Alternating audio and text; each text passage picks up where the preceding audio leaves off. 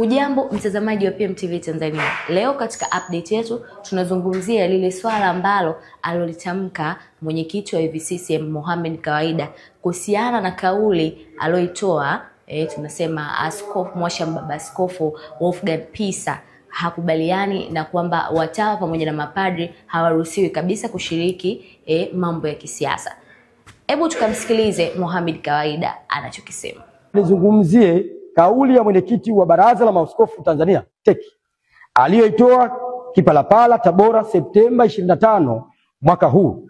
Naamini wengi wenu mmemtazama na kusikia kauli hiyo katika kipande cha video klipu akizungumzia masuala ya uchaguzi na tume huru ya uchaguzi. Katika ule muktadha wa kweli tatu, nyuzi zinazofuma uhai wa taifa letu, nimesikitishwa sana na matamshi yake ambayo sasa nyote mnayafahamu na nisingependa kuyarudia hapa. Yamenisikitisha sana na kwa sababu zifuatazo. Kwanza, huyu ni kiongozi wa kiimani ambaye kwa msingi wa mafundisho ya kidini tungetarajia awe sauti ya maridhiano, mshikamano na mlinzi wa kweli. Lakini tumeona kinyume chake.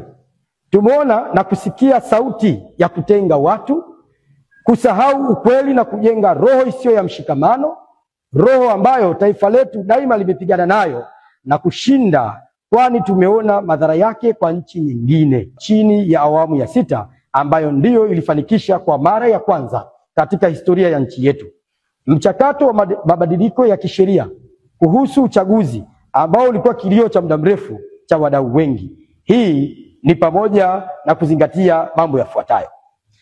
Moja, Katiba ya Jamhuri ya Muungano wa Tanzania ya mwaka 1977.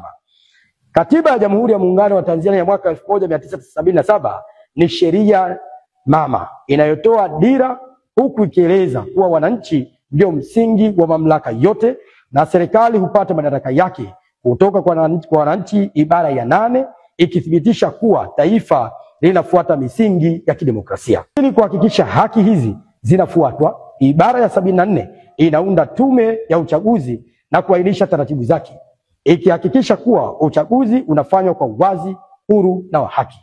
Pili, sheria ya uchaguzi wa rais, wabunge, madiwani ya mwaka 2024. Sheria ya uchaguzi wa rais, wabunge, madiwani 2024 imetoa haki ya vyama kuwa na mawakala katika kila kituo cha uandikishaji.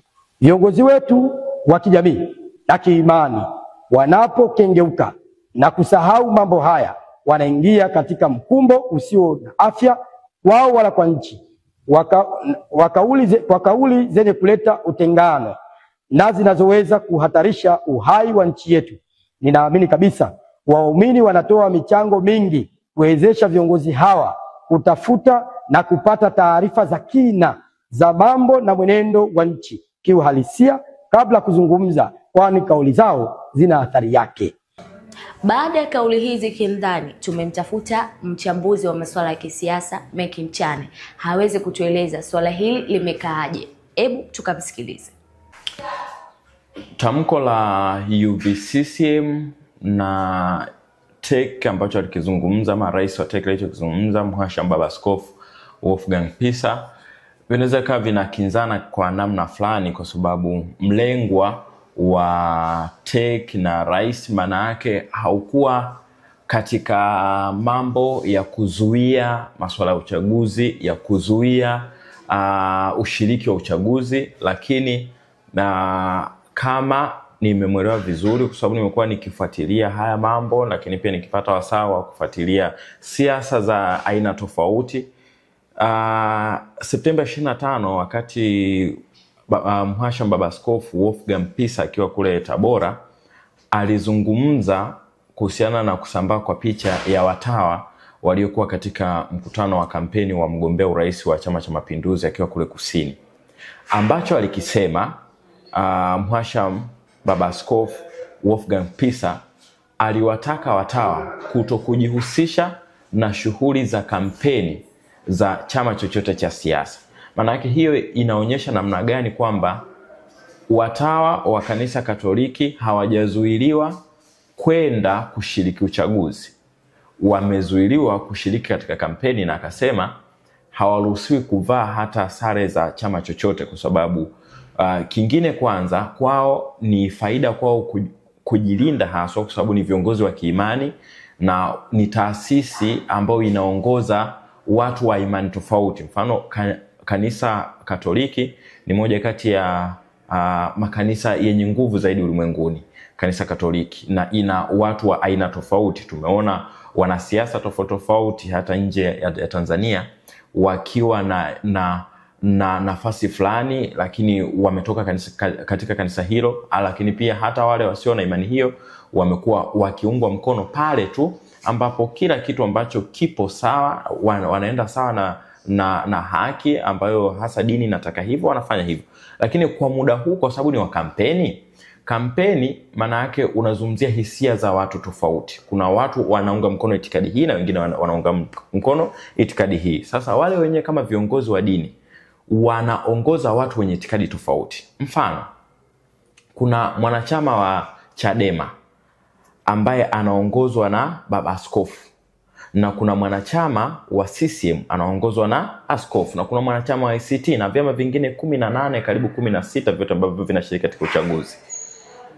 Kama masista wakienda kwenye kampeni za CCM tu ama kampeni za ACT tu na wakavaa sare zile, maana yake wale walioweka imani kwao kama viongozi wa kidini watakuwa na shaka na kuonekana kama wamebaguliwa.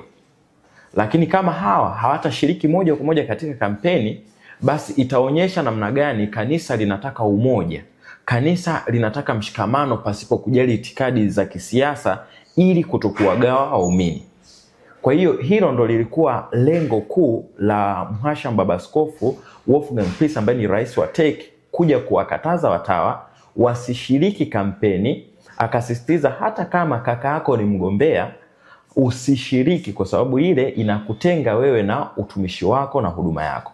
Ila ambacho anatakiwa kukifanya, kama wewe una itikadi yako, subiri siku ya uchaguzi ufike ukapige kura. Kama unaamini katika kupiga kura, subiri siku ya uchaguzi ukapige kura. Kwa hiyo kumbe aliwataka mpaka wale wenye sifa na wenye itikadi fulani basi wakapige kura. Kwa hiyo inaonyesha namna gani baba askofu alikuwa ana nia njema, lakini pia kwa kupitia, kwa sababu yeye ni sura ya TEC, yeye ni tamko la TEC, maana yake hata TEC nao wanaunga mkono watawa wao wenye itikadi fulani wakapige kura warudi.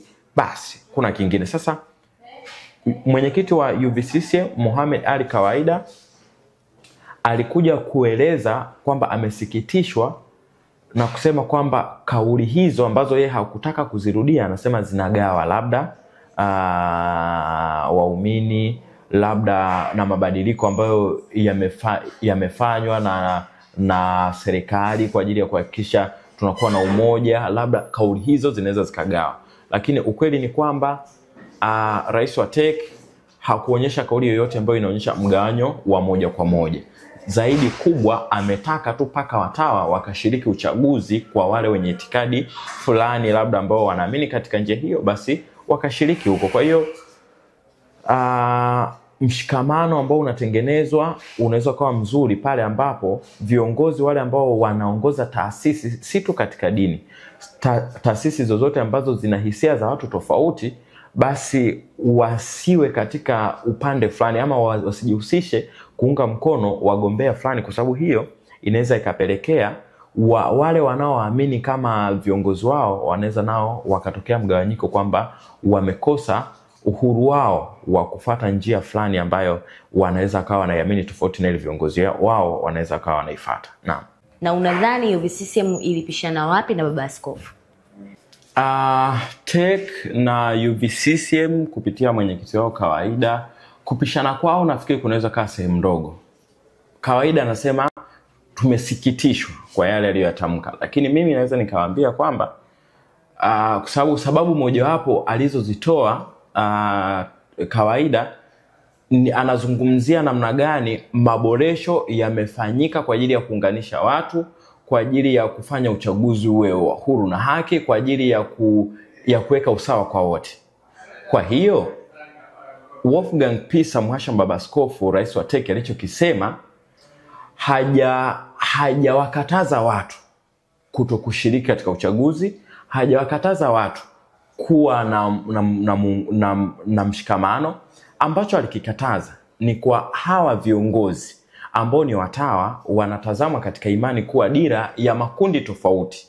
Kwa hiyo endapo watajionyesha wana itikadi fulani, mfano masista labda wapo CCM, wameenda sehemu fulani ni maaskofu labda wapo Chadema, italeta athari kwamba kwa waamini ambao ni wa CCM watakinzana na viongozi wao wa dini ambao ni wa Chadema. Kwa waamini ambao ni wa Chadema watakinzana na waamini labda ni masista ambao wanaamini katika CCM. Kwa hiyo kuvunja itikadi ndani ya taasisi kunasaidia kuwe na muungano ule wa umoja wa waamini wote bila kujali itikadi zao. Na kubwa zaidi ambalo nikasisitiza ni kwamba Mhashamu Baba Askofu alisisitiza pia kwa watawa wenye itikadi zao, hata kama una kaka yako ni mgombea, hutakiwi kuonekana na mashati na majezi na mani, hata kama uwanjani, hata popote, ila tu wanamruhusu siku ya uchaguzi akapige kura. Kwa hiyo inaonyesha kwamba huyu hajawakataza kushiriki uchaguzi, hajawakataza wasiunge mkono hawa wagombea, wanaweza wakawaunga mkono lakini kimya kimya pasipo kuathiri itikadi tofauti za waumini wanaowaongoza. Kwa hiyo mpaka hapo hili swala kama tupo sawa, na ni swala ambalo kwa pande zote lina maslahi mapana ya kuunganisha kati ya waamini na viongozi wa dini, kati ya waamini na viongozi wa kisiasa pasipo kujali itikadi zao. Asante sana. Huyo alikuwa ni Meki Mchane akituangazia swala hili kwa undani kabisa. Mimi ni Teddy Allen. Asante kwa wewe ambaye umesubscribe, lakini kwa wewe kama ni mara ya kwanza kuonana na sura hii, basi karibu kusubscribe channel yetu, share, comment uwezavyo, ili tuweze kukuletea matukio haya kila siku na mengine mengi tu yanayoendelea. Tuko na PMBet, wao wanakuambia ndinga zinatoka kila siku. Nenda kacheze casino katika pmbet.co.tz kule kwenye website uweze kushinda yote ambayo unatakiwa kushinda, ikiwemo gari na pesa taslim kila siku. Kwaheri.